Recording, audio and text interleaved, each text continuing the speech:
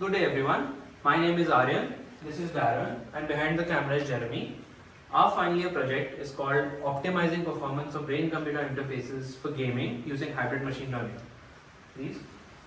So this is a brain-computer interface and these blue things, these are electrodes which are reading Darren's electrical data, the EEG data, and this right here is the site on PCB which is transforming all those brain signals to digital form so it can be transported via the Wi-Fi shield. Jeremy, would you like to explain about the Cyton? Yeah, sure. So basically the electrodes reads Darren's EEG signals and it goes to the Cyton board which then further pre-processes the data. So we basically filter the data and we convert analog data to digital data. Then we transfer the data, the red data, via the Wi-Fi shield to the PC. So here as you can see we are currently reading Darren's EEG data. Yeah. So as you can see, this is the live data recorded by Darren and here is the head plot. So the red parts are where Darren's brain activity is being measured and the blue part is where it's not being measured. So right now we are measuring visual potentials, which means that he is responding to a visual stimulus, which is why only that part of the brain is active. And here is the Fourier transform, the live plot of it. And now we go to the pre-processing code that goes into all of this. So as you can see, we have an entire Python file which processes the data.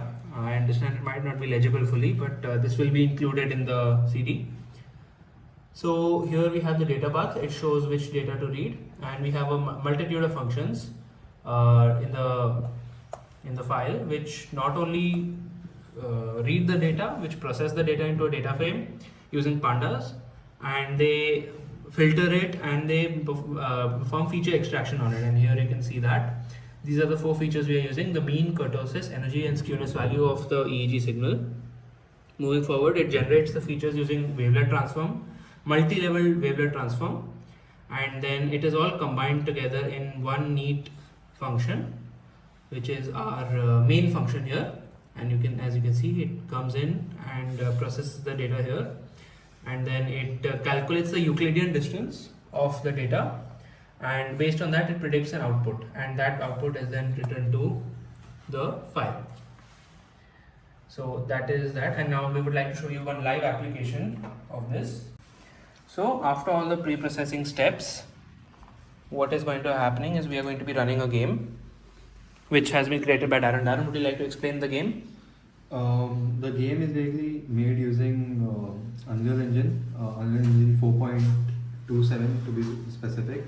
The reason for using Unreal is because it provides a plethora of free assets to the players to be used, and so we don't have to work on making the models. We can work directly on the mechanics of the game. So that's that, and the game basically reads a file that is written to by the machine learning model, and it checks if there is a character matching, and if the character matches, then it gives the output to the player and the player moves. Okay.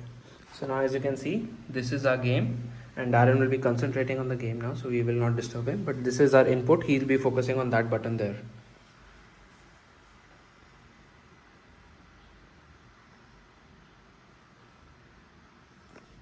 Any moment.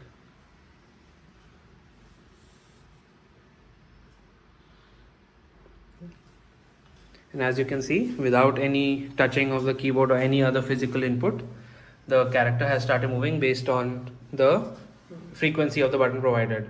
In the future, this may be changed to include more frequencies and more stimulus and more types of signals. For example, motor imaging signals or view rhythms, where you can make the experience much more complex and fleshed out. So thank you very much everyone. This has been our project, brain-computer interfaces and the optimization of their performance for gaming. Of course, this project has many other applications in the future, but this is what we have managed to accomplish.